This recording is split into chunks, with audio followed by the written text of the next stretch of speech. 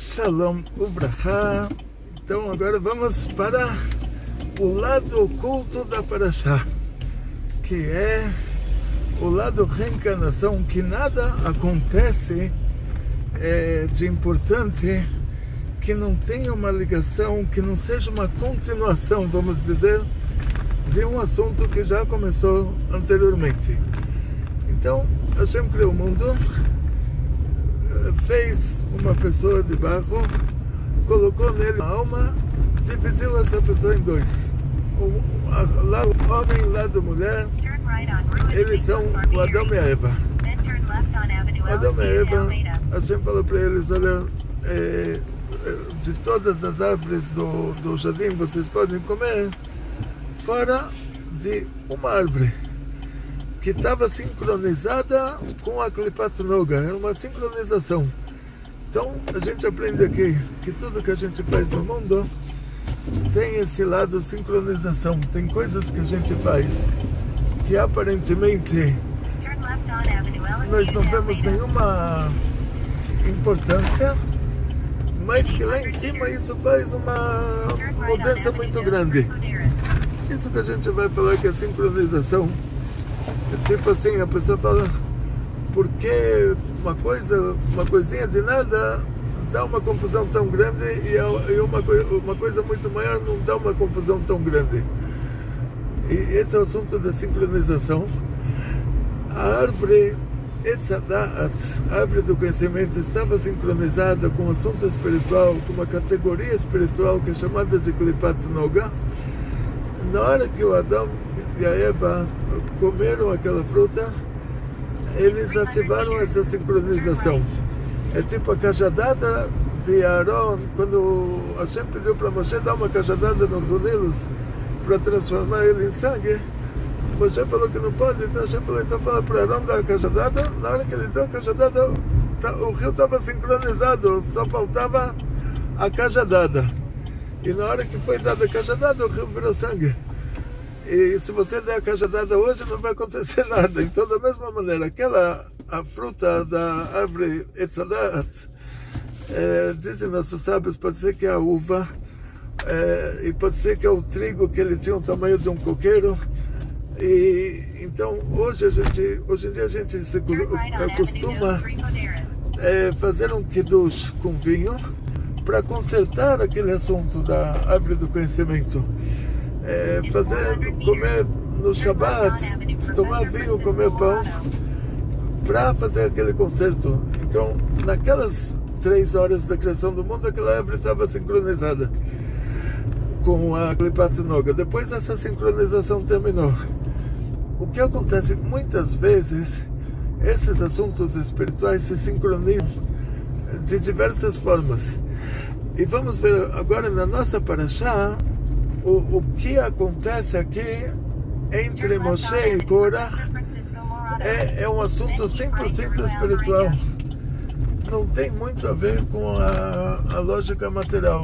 Tem tudo a ver com a lógica espiritual. Ou seja, o Moshe Rabbeinu, ele era nada mais, nada menos que a reencarnação do Abel da Torá.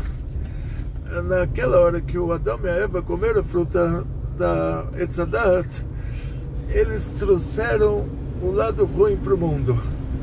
Por causa desse lado ruim que eles trouxeram para o mundo, os filhos deles, o Caim, ele nasceu com o lado ruim e o lado bom. Por que eu digo o lado ruim e o lado bom? Porque o lado ruim dele era pior do que o lado bom.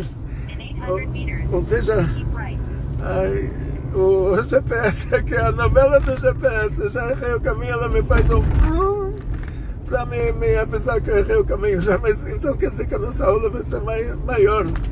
Baruch Hashem. Então, ainda está falando em inglês ainda. Dizem que a pessoa que é gênio numa coisa, ele é totalmente retardado em outra. O totalmente retardado em outra eu já descobri onde eu sou. Agora o gênio numa coisa ainda não descobri. Então eu não estou brigando com o GPS, não estou conseguindo. Mas então voltando para o nosso assunto do Caim e Abel. A Eva ela comeu a fruta da Etzadat, e ela deu para Adão. Por causa disso, ela trouxe para o mundo o lado mau. Por meio dessa transgressão, eles fizeram a sincronização, trouxeram a clipá para o mundo, sincronizaram o mundo com a clipá tenoga, trouxeram o lado ruim para o mundo. Então, a partir dessa hora que o Adão e a Eva, eles comeram a fruta proibida e eles misturaram nesse mundo o bem e o mal, a partir desse momento, tudo que tem no mundo tem um lado bom e tem um lado ruim. Não tem nada, então nenhuma coisa boa que não tem o lado ruim, nenhuma coisa ruim que não tem o lado bom. Ou seja, você pode falar o lado ruim da coisa boa ou o lado bom da coisa ruim. Mas não tem uma coisa que seja totalmente boa, não tem uma coisa que seja totalmente ruim. Porque eles fizeram essa mistura e até hoje é assim. O Caim e o Abel nasceram no paraíso porque a história da expulsão do Adão e Eva do paraíso não é uma coisa que acontece assim, ele comeu a fruta proibida e já está despejado.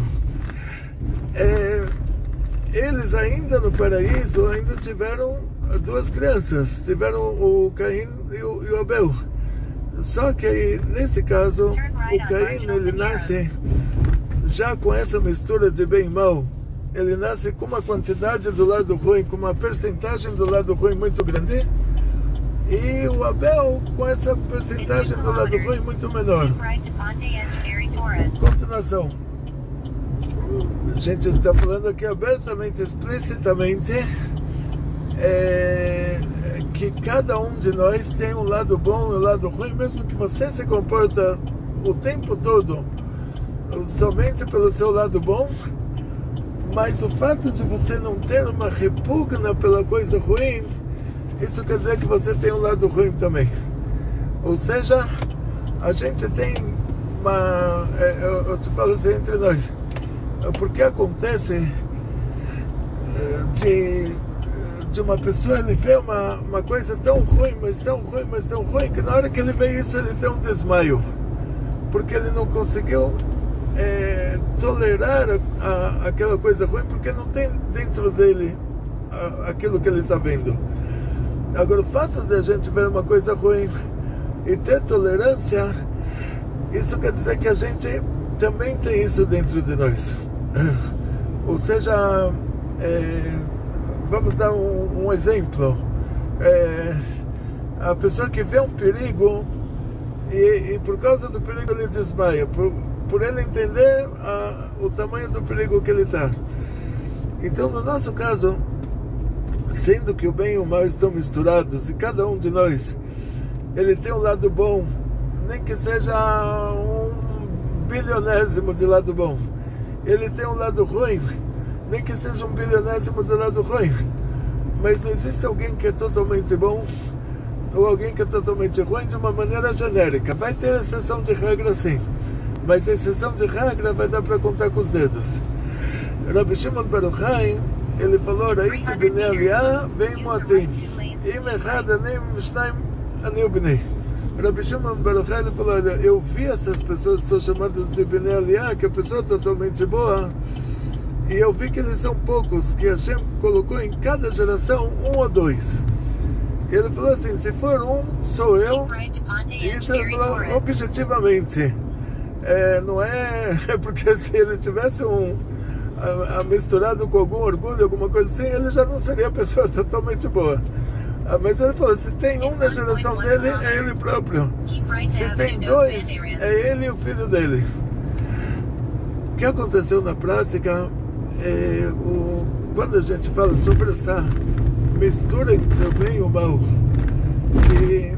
e essa mistura vai influenciar a pessoa a fazer uma coisa ruim, aí nós vamos para a história do Abel no paraíso. A maior parte dele era o lado bom, a menor parte era o lado ruim. O Caim matou Abel, o Abel depois se reencarna como o terceiro filho do Adão e Eva, que se chama Shet.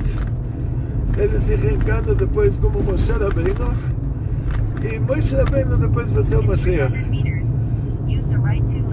Agora, quando a gente fala sobre a alma do Abel, em todas as suas ramificações, nós vamos ver no Arizal que todas aquelas almas dos judeus, do povo de Israel no deserto, elas eram ramificações da alma do Abel do paraíso. Fora o Itró, nessa história, o Jetro, traduzido como Jetro, fora o Itró, que ele vai ser a reencarnação do Caim. Outro detalhe é que o Korah, na Parashá, ele também era ramificação da alma do Abel. Isso que está escrito Vaikar Korah, que Korah pegou o Coré, traduzido como Coré. Vamos chamar ele de Korah, que o nome dele não era Coré, era Korah, né? Korah, como você fala no Rio de Janeiro, tem que puxar um R no fim da palavra, falar Korah, com R no fim da palavra, 2 R's no fim da palavra. Então o Korah, ele era também ramificação da alma de Moshe Rabbeinu. Vaikar Korah, que Korah pegou. Então o que ele pegou? Ele pegou agora a parte da alma do Caim. Então o que a gente vai ver? Que quando a pessoa faz uma maldade, ele recebe um acréscimo, ele recebe, vamos chamar isso de um encosto, que é um encosto mesmo, vamos dizer assim, mas ele é um encosto passivo, não é um encosto ativo, não é que a pessoa vira dupla personalidade. Ele recebe um acréscimo de alma na alma dele quando a pessoa faz uma coisa ruim, como era o caso do Korah. Esse acréscimo de alma na alma dele é a alma, o aspecto da alma do Caim, que aquele aspecto da alma relacionado ao fato do Caim ter tido inveja do Abel, de ter feito um sacrifício para Hashem, para Deus, e o sacrifício do Abel ter subido direto. E esse aspecto da alma do Caim, que ele volta para se retificar, primeiro ele é acrescentado a uma pessoa que por natureza ele tem essa mesma qualidade. Vamos chamar isso de qualidade, eu sei que não é qualidade, esse mesmo defeito, vamos dizer assim, mas essa mesma... vamos analisar profundamente. A pessoa que, diz a Gemara, a pessoa que ele quer uma coisa que não é dele, ele não só que ele não ganha a coisa que não é dele, mas o que ele tinha ele perde também. A Gemara usa esse exemplo em relação a Korah.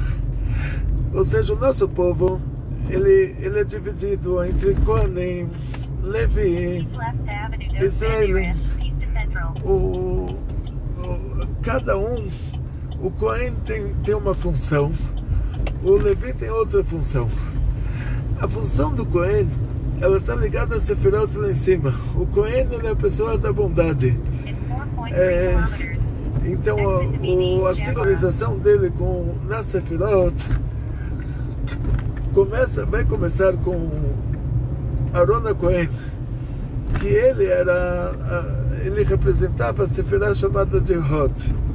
Hod, ela faz parte do lado das Gevurot, do lado das durezas, vamos dizer assim, das severidades, durezas, mas ela tem um aspecto interessante. Nós sabemos que a Gevurah, a pessoa que ele nasceu com uma natureza de Gevurah, com uma tendência para fazer uma coisa, uma tendência de durão, o cara nasceu durão, ele tem que usar essa dureza para ele próprio se controlar. Ele não pode usar a dureza para atacar o outro, ele tem que usar a dureza para controlar a si próprio. E a Hod, que ela está nessa categoria de Gvurot, ela representa quando a pessoa, ele tem a prepotência, mas ele fala, na verdade, tudo que eu tenho não é meu, tudo que eu tenho foi Deus que me deu. Então ele concorda, ele reconhece. Então a Hod vai ser o reconhecimento. Ele modera a Hod, aqui nesse caso numa linguagem de Leodot. Ele reconhece que tudo que ele tem, nada tem a ver com ele, é tudo um presente de Deus. E por causa disso ele não tem mais a prepotência, que ele sabe que ele realmente é grande, ele é realista, ele sabe que ele é grande, mas ele sabe que essa grandeza foi Deus que deu para ele. Então, esse era Aaron Cohen. Nós vamos chegar numa situação que Aaron Cohen, o comportamento dele, que é essa Hod na prática, vai ser fazer a paz entre marido e mulher, entre dois amigos que brigam. E Aaron Cohen, ele estava sempre envolvido para fazer a paz entre as pessoas.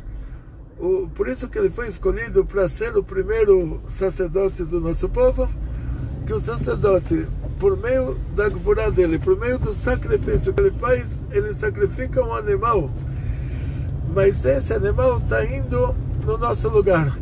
O anjo que veio nos levar por um motivo que a gente fez coisa errada, leva o animal no nosso lugar. Então, Cohen Ish Chesed, nesse caso, o Cohen, ele é o homem da bondade, porque a bondade dele é que ele consegue intermediar dentro da gvurá, ele consegue fazer com que essa gvurá recaia de uma maneira diferente, não recaia diretamente sobre nós, mas que a gente consiga trocar ela por uma coisa mais leve. Então o Cohen, ele é a bondade, ou seja, ele quer te salvar a vida. Ele fala, olha, você fez uma transgressão na Torá, que essa transgressão é pena de morte. Agora você está trazendo um corban, um sacrifício, para resgatar essa pena de morte. Tipo, você fala, olha, esse animal vai no meu lugar. E o Cohen é a pessoa que sacrifica esse animal no seu lugar. Ou seja, aí entra a bondade do Cohen, que ele é originalmente do lado da gvurá, da Hod, só que ele vai usar essa gvurá a seu favor, para te fazer uma bondade. O Levi já é outro assunto. O negócio do Levi é que você tem que quebrar a cara para aprender. Tipo assim, o Levi, no caso do bezerro de ouro, qual foi o comportamento de Aaron? Qual foi o comportamento da tribo de Levi? Aaron, ele falou, vou ficar misturando esse ouro até, como se diz, até Moshe Rabbeinu descer e tudo vai ser resolvido. Então ele sabotou por dentro os idólatras. Sabotou de uma maneira agradável, tipo, para que a idolatria não tivesse sucesso. O Levi é o contrário. O Levi falou, eu quero ver você se ajoelhando na frente da estátua, eu te mato. Então era gvurá. Então a diferença entre o comportamento de Aaron de sabotar a idolatria por dentro e tentar cortar ela pela raiz, e o comportamento da tribo de Levi, que foi simplesmente lutar, fazer uma guerra contra os idólatras, eles são dois comportamentos representados por duas sefirotas diferentes lá em cima. Então o Levi, vamos dizer assim, que o Levi ele vai numa ideologia que realmente Deus tem que dirigir o mundo de maneira rígida, de maneira autoritária, não pode dar moleza. E nós vamos ver então estudamos já em Parashat Shlach sobre os anjos caídos, e uma pessoa me perguntou como pode ser que o anjo, que ele não tem um livre-arbítrio, como pode ser que o anjo fez contra a vontade divina a ponto dele se tornar um anjo caído, dele ganhar um castigo? E a segunda pergunta era o que aconteceu com esses anjos no fim. E aqui a gente vai ver uma coisa interessante, que existe lá em cima a Sefirah chamada de Gvurah. Na hora que a pessoa se comporta de uma maneira autoritária, de uma maneira rígida, ele está ligado a essa Gvurah. Está escrito sobre as 10 pragas do Egito.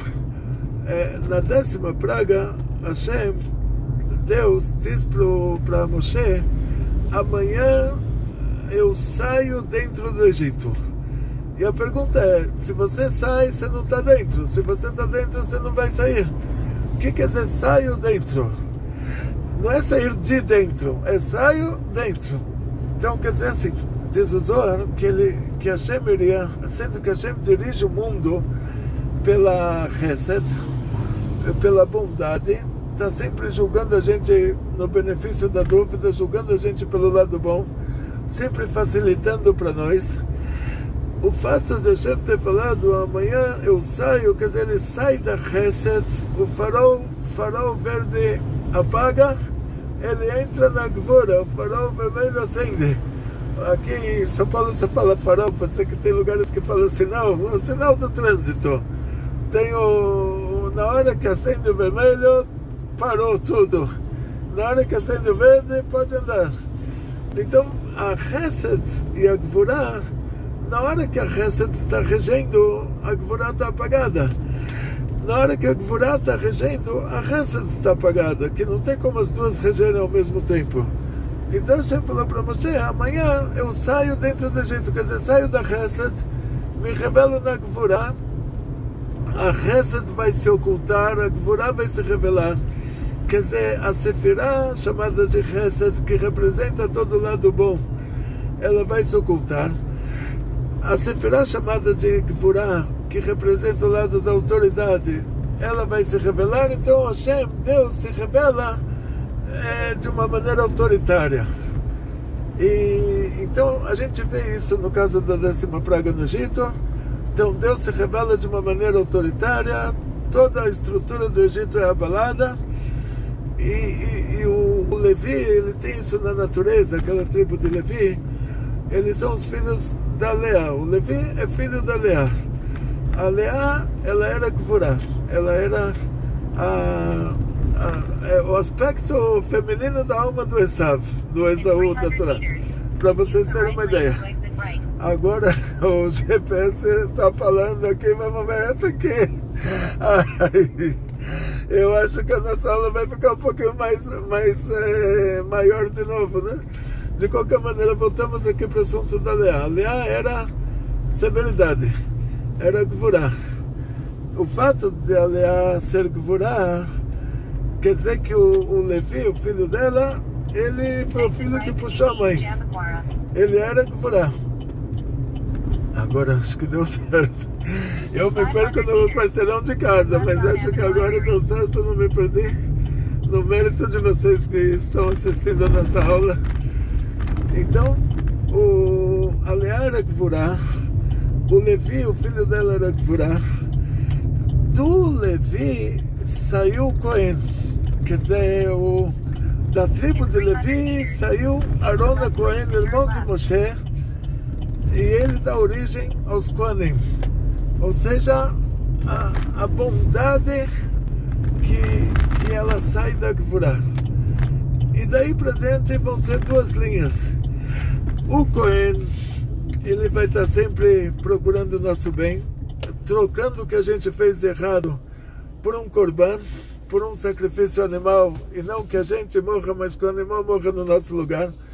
Então tem um aspecto de Gvurah, mas essa Gvurah é uma bondade para nós. Então o Cohen vai fazer os sacrifícios, esses sacrifícios são uma bondade para nós, quer dizer, no lugar da gente morrer, como aconteceu no tribo de Levi, matou os idólatras. Aqui o Cohen, ele faria um sacrifício no lugar da pessoa. A pessoa fez idolatria, se arrependeu, traz um sacrifício para que o anjo da morte não leve ele antes da hora. Esse é o raciocínio da coisa. O que aí vamos para o paraíso lá. O Caim no paraíso, ele era Gvurah. Então o Korach, ele era Levi. O que o Korach queria é que o comportamento divino em relação ao mundo fosse um comportamento autoritário. Que Deus não dirigisse o mundo por meio da bondade, por meio da Hesed, mas sim dirigisse o mundo por meio da Gvurah. Dirigisse o mundo com autoridade. Se alguém faz uma coisa errada, ele fica doente e morre.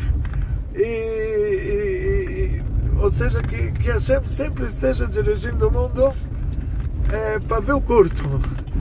Dirigindo o mundo com autoridade. Então ele queria, o Levi, ele queria ser o Cohen. Ou seja, ele queria que o mundo fosse, ele queria que como o sacerdote, sumo sacerdote, que ele vai definir a linha divina em relação ao mundo, tipo, é um raciocínio mais ou menos assim. Contar para vocês assim eu consegui me perder. Ai, mas só eu mesmo, mas consegui, graças a Deus, senão não era eu, senão estou pensando que é o clone aqui, né? Estou pensando que é o clone, mas consegui me perder, então sou eu mesmo, não é o meu sósia.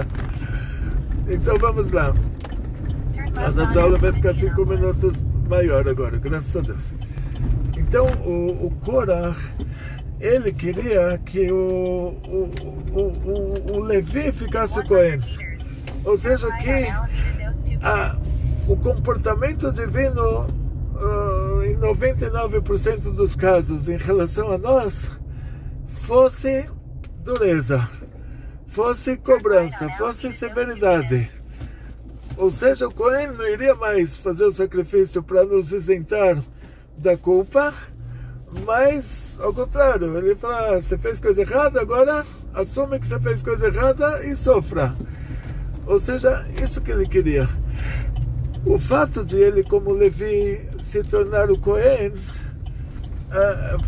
faria com que toda a estrutura de cima para baixo, todo o comportamento divino, se Deus tivesse que dirigir o mundo pela Gvurah e parasse de dirigir o mundo pela Hesed. Isso que ele queria. Em outras palavras, toda a disputa entre Korach e Moshe estava nisso. Como Hashem tem que dirigir o mundo. E para entender eles é fácil. Tem muita gente que aprende uma mitzvah ou outra e já está colocando todo mundo no inferno. Já está falando, todo mundo que não faz o que ele faz já vai morrer. Então, é fácil de entender. Quer dizer, as pessoas aprendem um pouquinho de Torá, aprendem um pouquinho de mitzvot e já acham que o outro não presta porque não sabe o que ele sabe. Então, existe essa característica, essa natureza no mundo. Então, por causa disso, o Korach, ele era o extremo disso. Ele queria que Deus se comportasse assim com o mundo. E por isso ele queria ser o Kohen Gadol. Aí ele representaria aqui embaixo a revelação divina lá em cima. E sendo que essa revelação divina seria representada aqui embaixo por meio da Gvurah, aí lá em cima também ela seria Gvurah. Aí, por causa disso, o Korach, ele recebeu como acréscimo na alma dele, como encosto, vamos dizer assim, um encosto passivo, que não tem pensamento próprio, mas tem sentimento próprio. Ele recebe a alma do Caim, que agora vai ser então um conserto. Se o Korach consegue mudar de ideia, ele conserta a alma do Caim, que era a Gvurah.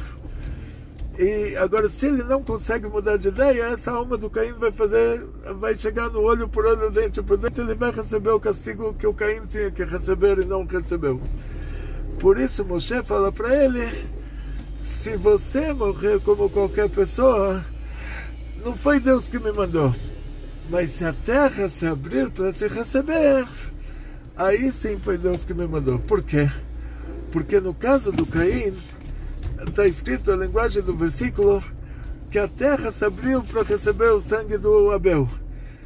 E agora, se ele de novo está tentando, Caim se reencarna, agora virou encosto no Korach.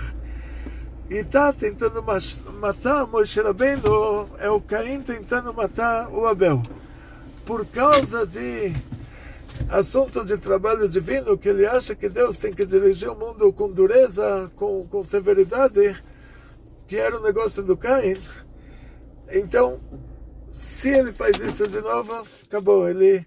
Aí, me dá que negado me dá, olho por olho, dente por dente, que isso é um assunto espiritual que vai representar que o que o Caim fez para Abel, agora vai acontecer para o Caim. Por isso que Moshe Rabbeinu falou para Korach, se você morrer como qualquer pessoa, então tá bom, isso é uma discussão normal. Agora, se a terra se abrir para receber você, quer dizer que você é o tikkun do Caim, e está querendo agora me assassinar, que eu sou a reencarnação do Abel, no lugar de me salvar a vida, para consertar isso, você vai tentar me assassinar de novo. E aí ele morre antes, olho por olho, dente por dente, quer dizer, me dá que negado me dá. O que ele fez na reencarnação anterior, ele recebe integralmente nessa reencarnação. O assunto é um pouco delicado, então vamos ter que continuar mais uma aula sobre isso. Quer dizer, agora já estamos... Mas o negócio uma vez que você entende isso, já vai te ajudar a entender outras coisas na vida. Não só isso. Então já deu meia hora. Muito obrigado. Não se esqueça de assistir às nossas aulas. Quando você estiver fazendo faxina nos e-mails, se você estiver com insônia, dificuldades em dormir, coloca a nossa aula. Minha mulher fala que a minha voz é muito meiga, que ela, na hora que eu começo a falar, ela já adormece. Então, coloca a nossa aula do lado da sua cama, na hora que você estiver com insônia. E teve uma aluna que falou que ela não conseguiu. Ela ouviu a minha aula, ela despertou, não conseguiu dormir. Então, não estou dando garantia em relação à insônia. Mas quando você está fazendo faxina nas propagandas dos e-mails, e hoje em dia eu costumo mandar muito golpe, né, nos e-mails, eles mandam assim, a sua conta do Vivo Fixo está aqui para pagar código de barras, pague agora, ganhe um desconto, e você não tem Vivo Fixo, que você entende que... Aí você olha no e-mail, é .com, mas sem BR, e tem um monte de golpes assim, pague aqui, pague lá, e você vai bloqueando, apagando, vai fazendo a faxina nos e-mails, e nesse meio tempo você assiste a nossa aula e você não perde o tempo com a faxina dos e-mails, não perde o tempo com a faxina do seu WhatsApp, das centenas de mensagens que você vê, está escrito lá, encaminhada, frequentemente encaminhada, né? E vão te jogando lá vídeos engraçados. Não sei se a pessoa que te joga o vídeo, se ele assistiu antes, mas ele viu que era legal, jogou para você. E fotos engraçadas, vídeos engraçados. Enquanto você está apagando tudo isso, aí você ouve a nossa aula. Aí, depois dos 120, você chega lá em cima e vão perguntar o que você fez nesse mundo. Você pode falar, estudei Torá. Já tem um mérito por portas abertas. Já tem um mérito para entrar. O que a gente fez errado, a gente fez por ignorância, mas não tem como entrar no próximo mundo sem ter feito alguma coisa certa. Então, pelo menos você fala, estudei Torá, já é um visto para um mundo melhor depois dos 120, se Deus quiser. Não se esqueça de comentar, fazer um comentáriozinho para que o próprio YouTube recomende as nossas aulas. Colocar o seu joinha, se inscrever no nosso canal, colocar 3 o sininho lá, é kasher, não tem problema. E muito sucesso, muita saúde, muito dinheiro, muitas felicidades, muita alegria. Todas as perguntas que tiver, pode colocar no comentário, que agora, se Deus quiser, esses dias eu vou ver todos os comentários. Não estou tendo tempo de escrever, porque já tem 200 comentários atrasados, então só vou colocar coraçãozinho. Mas se tiver alguma pergunta importante, aí eu respondo. Mas todo mundo que colocar observação, só vou colocar coraçãozinho, que estou realmente sem tempo de escrever de volta. Então, Tzlachá Briut para nossa Shefa e muita alegria.